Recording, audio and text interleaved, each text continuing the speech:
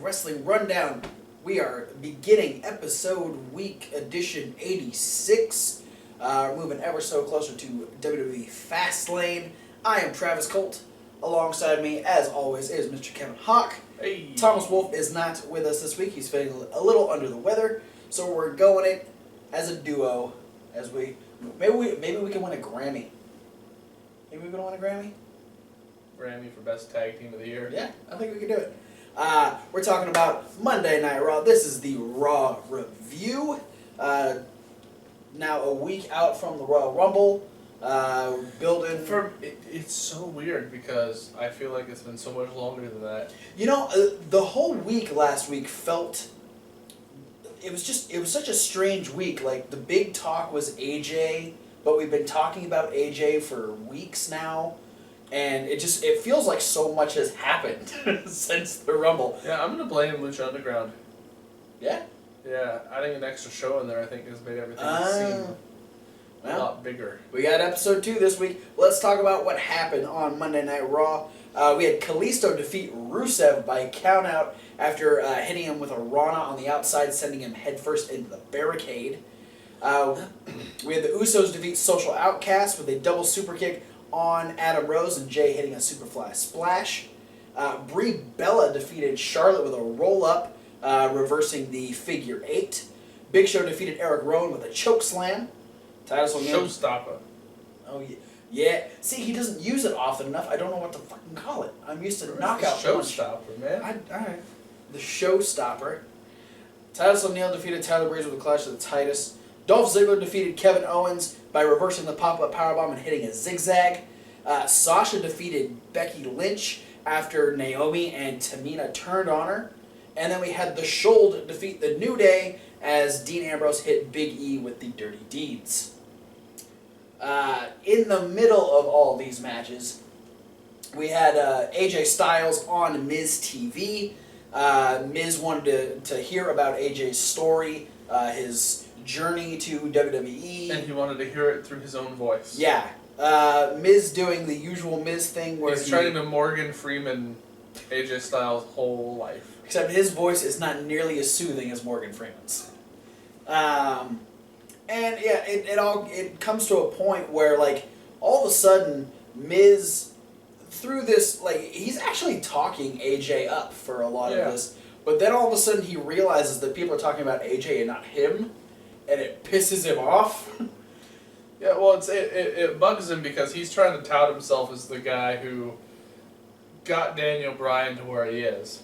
Yes. And the whole crowd's like, wait, no. No, you didn't. You're speaking many a lie here, Miz. As Miz does. Miz is like, no, I'm telling the truth. He starts very aggressively. Yeah, he said, he calls himself the father of the yes movement.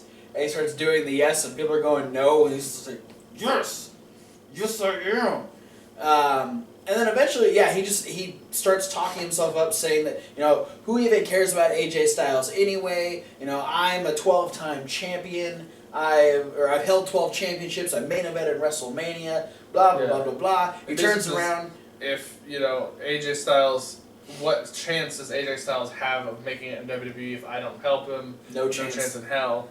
And he turns around and gets punched in the fucking face. AJ, quite a few times. AJ beats the shit out of him. Throws him into one of those director chairs that they have in there, and then just pummels him in the corner. And Miz is just sent reeling. Yeah, he has to slide out under the ropes.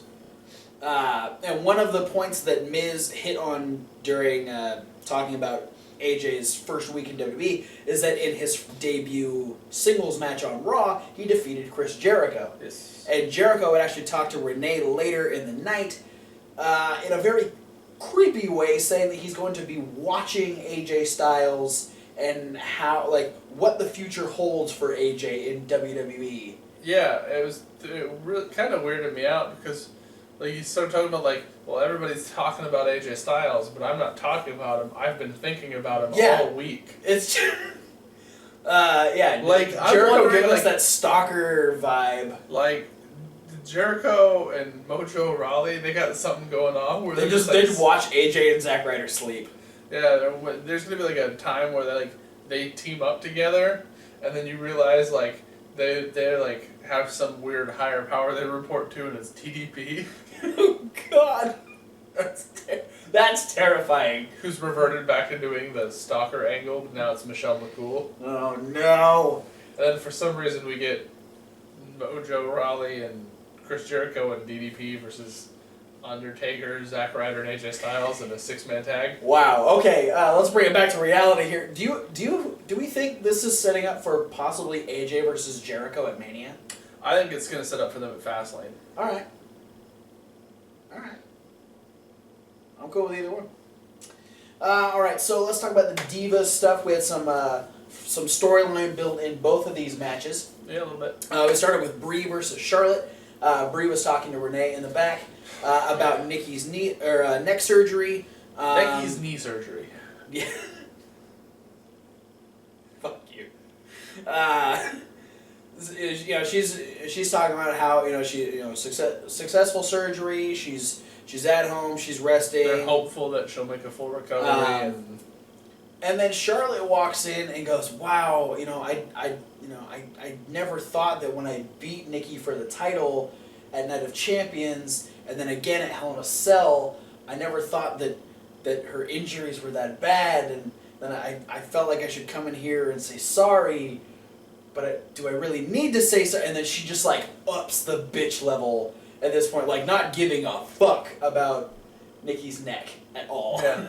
And just really pointing out the fact that it was probably her that caused the injury. It's her that put Nikki out for her career's over, blah blah blah. And this just like fires up Brie. So now we're getting a face run with Brie, which is something that I think we've needed for a long time. Yeah. Because when she first started her whole thing, when she was going against Nikki, the babyface side suits her a lot better than the heel side. Yeah. And her and Charlotte have a great match. Charlotte's got Ric Flair in her corner. Brie's still got Alicia Fox. And that was the funniest part of this whole match. A great story that they told. But the end of this match, we get Brie has Charlotte in a sleeper hold. Yeah. And Rick gets up on the apron and is distracting the referee. All the while, Alicia Fox... Well, at this point, like, the referee even stops paying attention to Ric Flair. Yeah, because he's not doing... He's just standing there. Yeah. And I realized it's so awkward. Ric Flair spends like 2 minutes of this match standing on the apron just freaking out. While on not the accomplishing shit. While on the outside, Alicia Fox is just yelling at Ric Flair and stomping on the stairs and going, "Get it! This has none of your business! Get down!" She like tugs on his pant leg and he turns and he tries to kick her. He goes to kick her in the face. That's the most ridiculous thing. And it has no consequence on the match whatsoever. Charlotte ends up getting out of the sleeper hold with a backpack stunner, and then Brie ends up rolling Charlotte up when she goes for the figure 8. So yeah, just ridiculous things with Ric Flair once again. Then we had our second Divas match, which was Sasha versus Becky. But before the match even started, we had the really awkward breakup but still friendly thing with Team B.A.D that was supposed to happen on SmackDown, so they had to rewrite it. It did happen on SmackDown. It just didn't happen on SmackDown on TV. Yeah, it happened for the live crowd, but because of time constraints, they cut it. So, brilliant move there. Hey man, we had to see other stuff happen. Yeah. What else happened on SmackDown? I don't remember. Big Show had to come out and punch people. Yeah, I mean, the whole situation was really awkward. Then we did have a good... it was only a few minutes long, the match itself. But then it gets to a point where we kind of see Sasha take a side, because Becky gets tossed to the outside, and Tamina holds her, and Naomi is about to kick her in the face or something, and Sasha actually stops them from doing that. But then it gets a little awkward again, because she's like, what are you guys doing? I didn't even ask you to be out here, and she didn't ask them to be out there, but she didn't tell them to leave either. Yeah. And so the whole storyline itself is a little muddled. But then as they toss Becky back in, Sasha's like, okay, are you guys here? You guys in my corner? What are you doing? And they're like, yeah, we got this. And then she goes to get back in the ring, and then they attack her. Yeah. Causing a disqualification. They pull her out from under the bottom rope and belly flop her onto the floor. Yeah. And then it turns into... Then it swerves into a different partnership because now we have Becky and Sasha fighting off Naomi and Tamina. Yeah. I thought it was a weird dynamic to have because they have the shot of like they're beating up Sasha on the outside and you see Becky who's like sitting up in the ring see it happen and like make the conscious decision to go help Sasha. Yeah, and it's good for Becky because she does play the babyface role. And so yeah, she should see, oh, well, this is unfair. I'm going to go help her. So, yeah, I mean, it was also good for Becky that they used the popularity of Sasha Banks to, give a little bit more of a babyface rub to Becky Lynch. So all in all, it worked pretty well for the girls. I'm guessing we'll probably get a tag team match sometime next week. Probably next week on Raw, I would imagine. The one note I have about this is it's going to perturb me if this takes away from what we know will be the upcoming Sasha versus Charlotte feud that they started playing out when Sasha came out at the Rumble. Yeah. Because it feels like all of a sudden they have decided to like switch things around and put Brie in a program with Charlotte and revolve it around like basically sympathy points that her sister is injured.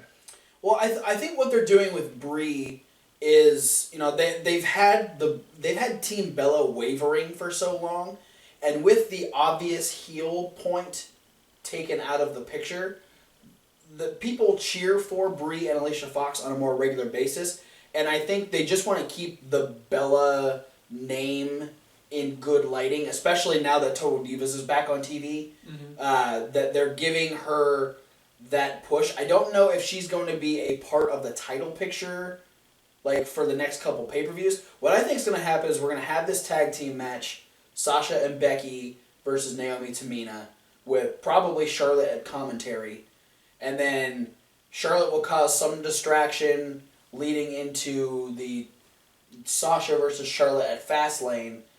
Charlotte will win again with nefarious means or something, and then we'll build towards both Becky and Sasha were wrongfully cheated out of a championship win because of Ric Flair. We'll get like a triple threat match at Mania with Ric Flair banned from ringside or something.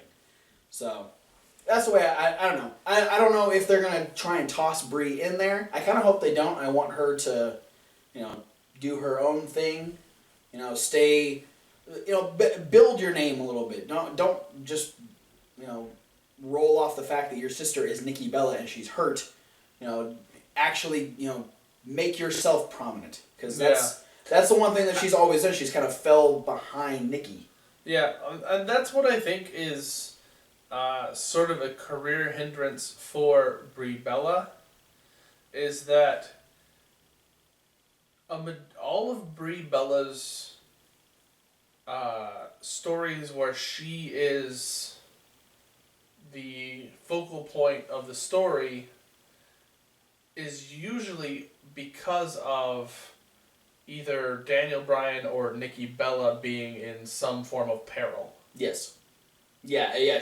She's always the the only time she ever really took like a stance for her own is when she quit on behalf of Daniel Bryan, but still that was because of Daniel Bryan. So she's never really been.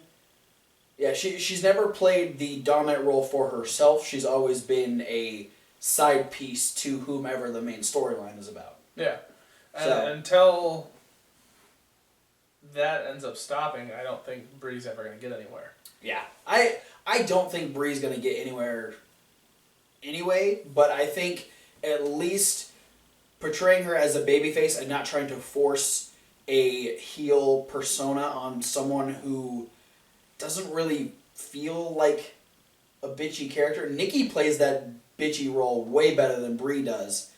And I feel like if Brie is going to get anywhere, it's going to be as a babyface. Yeah. So hopefully this puts her on the right track of doing something, and she's not riding anybody's coattails. All right. So one quick note before we move on to the big storyline: Dolph Ziggler versus Kevin Owens was a super physical match. Yeah. This was a rematch from last week. This was very violent. Yeah, like how many different ways can we just give Dolph Ziggler a concussion? Yeah. Ziggler just running face first into the turnbuckle and getting just clothesline like crazy, getting dumped over the barricade. Kevin Owens threw a crossface forearm. Oh, when he was over the really middle rope. Hard. Yeah. No, Ziggler got rocked so many times, but it was cool to actually see him end up picking up the win. I like the chemistry these two have. So they have a good dynamic. I think this would make a really good mid card, maybe even an opener match for Fastlane. So hopefully we see more of that. I want to take a couple notes real quick about some good highlights to watch if you're just skimming through. Okay. Curtis Axel getting super kicked out of the air. Yes. During the tag team match against the Usos. Yeah, Jimmy goes a little super kick crazy before Jay picks up the win. And the Goldust R-Truth. Of course, the Goldust R-Truth cutting a promo in the men's bathroom. Yeah, it's just before the main event. So yeah, and then the Big Show stepping his game up in the match against Eric Rowan. Yeah, not a long match, but still impressive. And then getting flipped out of midair onto the ring steps by Rowan and Strowman. Yeah. I think the best part of that whole thing, not only did Big Show look great and dominant on his own, but the Wyatt family did this entire segment without Bray Wyatt. Yeah. I thought that was a brilliant way to book it. I think it really showed a good sense of leadership from Luke Harper. Yes. Who I think is definitely playing second in command to Bray Wyatt. Yeah, he's Bray's right-hand man. Yeah. So, he led Strowman and Rowan. Granted, Rowan didn't pick up a win, but ultimately they were the ones standing and Big Show was laying on the ring steps. So, it was a good moment. But now we talk about the big storyline. We're hyping up that triple threat match for Fastlane. We opened up with Brock Lesnar and Paul Heyman coming out. Heyman really talking about how Roman Reigns knows exactly what it means to step in the ring with Brock Lesnar, but Dean Ambrose doesn't have an idea. He's never been in that situation. So Dean, I want to make a quick note that still goes towards my theory of Lesnar versus Wyatt at WrestleMania. Okay. Because the first thing Paul Heyman talks about is the fact that the Wyatts put together the huge plan to make sure Lesnar didn't win the Royal Rumble. That's the first thing Paul Heyman notes on. And that Bray Wyatt is, this is the 11th commandment? Oh, yeah. Thou shalt not intentionally provoke Brock Lesnar. Yeah. And he did. That Bray Wyatt's kind of, even though he's not on the Brock Lesnar radar, because Lesnar's radar is usually solely focused on figuring out how to become the champion, but that, somewhere down the line we do know that Bray Wyatt and the Wyatt family are on Brock Lesnar's shit list. This is true. And then that's what kind of segues. Okay, first we're going to talk about Fastlane, triple threat. Lesnar is looking towards WrestleMania, blah blah blah. Dean Ambrose takes it upon himself to figure out what it's like to be in the ring face to face with Brock Lesnar. It wants to know what all the fuss is about. And has the most nonchalant, I don't give a fuck who you think you are promo of all time. Yeah. He gives no fucks about Brock Lesnar, and that is so refreshing to see. Yeah. Like, there's always people that are like, oh, well, Brock Lesnar thinks he's big and bad, well, so am I. Like, Ambrose knows he's going to get the shit kicked out of him, but he doesn't care. Yeah. I even like the fact that Ambrose said that he respected Brock Lesnar. Yeah. Well, he knows what Brock Lesnar is capable of. He's not, like, trying to say, oh, I'm better than Brock Lesnar. He's saying that he wants the championship more than Brock Lesnar does. Yeah, and I think the big focal point we're going to take away from this that I think is going to keep coming back every show until Fastlane, basically, I think it's going to be one of the key notes that they'll mention from this promo is that Dean Ambrose actually requests Brock Lesnar take him to Suplex City. Yeah. Because he said he's gonna drag his broken body to WrestleMania and he's gonna take the title away from Triple H. So after this, we actually have Stephanie talking to Roman Reigns and Dean Ambrose in the back. It's basically all just a ploy to try and get them to turn on each other. Yeah. She's all like, you guys have a match, and you guys even said you'd fight each other if it came down to you guys, and Brock's not here right now. Maybe you guys can start infighting even now. And Dean's always Roman's sidekick and stuff. Roman's like, she's got it all wrong. Like, he's totally my sidekick most of the time. And then this is all like, Stephanie wants to stay in control, so she ends up making the main event, which is Dean Ambrose and Roman Reigns taking on the New Day, which was a fantastic match. But before we got there, we actually had Triple H walk into Lesnar's locker room. Heyman was very defiant to have Triple H in there, but Triple H is like, hey, give us a couple minutes. He's like, I don't think so. No, give us a few minutes. All right, take your time. And, the biggest thing here is Triple H was surprised that Brock Lesnar let Dean Ambrose get in the ring, talk shit to him, and then walk away. Yeah, live to tell the tale. Yeah. So, he asked him the question, are things going soft in Suplex City? Which, take that whichever way you want. Lesnar immediately got offended because he thought it was about his penis. Yeah, no, I'm not gonna lie. That's where my mind went first. Like, was that first thing he thought about was Brock Lesnar's penis.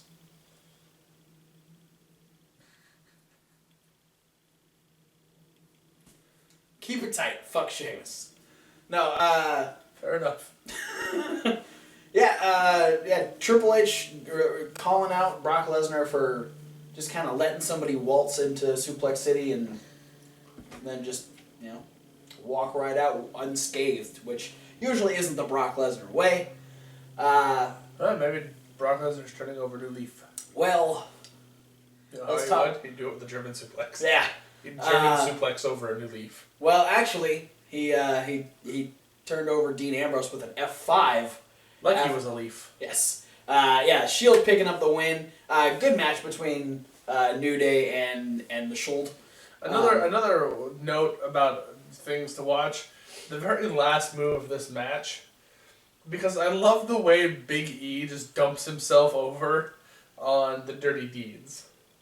Yes. He just falls straight forward onto his head in a lump. Yeah, it breaks down towards the end. A lot of everybody falling to the outside and then getting back in. A lot of interference from Xavier Woods too. Yeah. So Xavier Woods ends up getting knocked down, and then Roman Reigns hits Kofi with a Superman punch, and then Dean hits Dirty Deeds on Big E for the win. Then we get the New Day beating down the Shield afterwards. Big E stays down after the Dirty Deeds. He never gets back into the fray. But Xavier Woods gets back in. He ends up getting dumped over. Or no. What happened to Xavier Woods? No. Well, because the New Day attacked Ambrose and Reigns from behind while Brock Lesnar was coming out to the ring. Yeah, it was and Kofi and Xavier just ended up getting tossed out of the ring. Well, Kofi and Reigns ended up going over the top rope to the outside, and they tumble to the outside, and they're done. Dean Ambrose takes care of Xavier Woods, and then gets picked up and thrown around by... Yeah, the cameraman almost misses the F5 because he's over and he's watching Kofi kick Roman Reigns. Like, Reigns is, like, coming up behind Kofi, and Kofi throws a back kick. Yeah. And then the cameraman's like, oh, crap. Yeah. Gotta make sure I see Brock do the F5. You know, the thing we're supposed to end the show with. So, like, I felt like... I was surprised they didn't show it on the hard camera. Because Brock postured to the hard camera like he always does. No, this end was just... It felt flat. Like... Cool, Brock Lesnar did an F5, but, like, that's it? Like...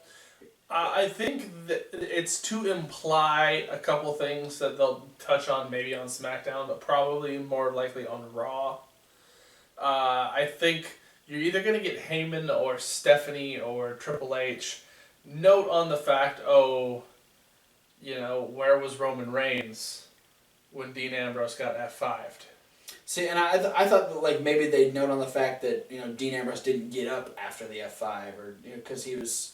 That's what I was expecting from Lesnar, was to hit that F5, and then pick him up, hit another F5, maybe walk away, do his thing, then walk back down and do another F5, and then leave Dean Ambrose laying, and then have Dean Ambrose say something next week like, oh, you hit me with 3 F5s, and here I am, still standing, just to kind of put over that fact that Lesnar's going to have to completely destroy Dean Ambrose. Yeah, I think you're going to get that attitude from Dean Ambrose come SmackDown or Raw upcoming, as Ambrose is going to say, hey, you gave me your finishing move, and look.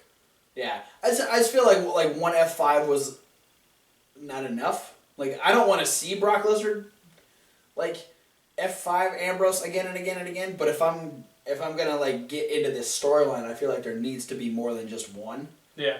I think my prediction is they're gonna focus on the fact that they're gonna try and start shit by saying, well, why did Roman not come to your aid when Lesnar had you up on his shoulders? Where was Roman? Try and yeah, they're trying divide to and conquer, split these guys apart. Yeah.